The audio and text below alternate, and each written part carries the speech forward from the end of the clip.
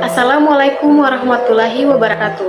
Perkenalkan, saya Absa Azujensa dari Prodi Administrasi Bisnis dengan NIM 250607500017. Halo teman-teman, pernahkah kalian berpikir berapa banyak bahasa daerah yang ada di Indonesia?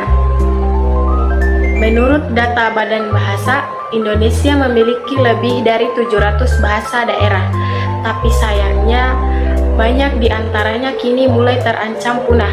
Di era digital yang serba cepat ini, anak muda lebih sering menggunakan bahasa Indonesia dan bahkan bahasa asing dalam kehidupan sehari-hari. Lalu, bagaimana nasib bahasa daerah kita di tengah gempuran teknologi dan media sosial? Yuk kita bahas bersama dalam video ini. Bahasa daerah bukan hanya sekadar alat komunikasi, tetapi juga identitas budaya dan warisan leluhur yang sangat berharga. Di dalamnya tersimpan cara pandang, nilai-nilai moral, serta kebijaksanaan lokal yang membentuk karakter bangsa.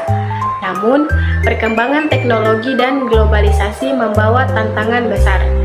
Saat ini, generasi muda lebih sering berinteraksi menggunakan bahasa Indonesia atau bahasa asing, terutama di media sosial. Akibatnya, penggunaan bahasa daerah semakin jarang terdengar, bahkan di lingkungan keluarga sendiri. Beberapa bahasa daerah kini sudah berada di ambang kepunahan karena penuturnya semakin sedikit. Misalnya, beberapa bahasa di Papua, Kalimantan, dan Sulawesi hanya dituturkan oleh segelintir orang tua. Jika tidak dilestarikan, bahasa-bahasa itu bisa hilang dalam 1 atau 2 generasi. Namun, jangan salah, dunia digital sebenarnya bisa menjadi peluang emas untuk menghidupkan kembali bahasa daerah. Dengan teknologi, kita bisa membuat konten, aplikasi, atau media pembelajaran yang menarik agar bahasa daerah tetap dikenal oleh generasi muda. Lalu, apa yang bisa kita lakukan untuk melestarikan bahasa daerah di era digital ini? Berikut beberapa langkah yang bisa kita mulai dari sekarang. Pertama, gunakan bahasa daerah dalam kehidupan sehari-hari. Ajak keluarga dan teman untuk berbicara dalam bahasa ibu agar tetap terlatih dan tidak hilang dari kebiasaan kita. Kedua, manfaatkan media digital sebagai sarana pelestarian.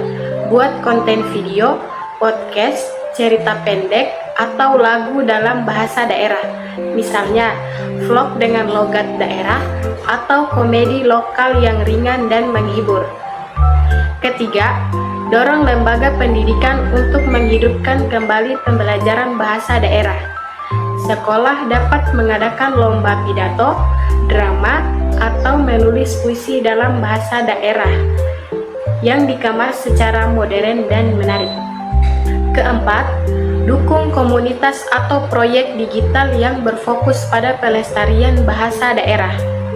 Saat ini, sudah ada kamus daring dan aplikasi pembelajaran bahasa daerah yang bisa diakses dengan mudah. Tinggal kita mau atau tidak untuk menggunakannya.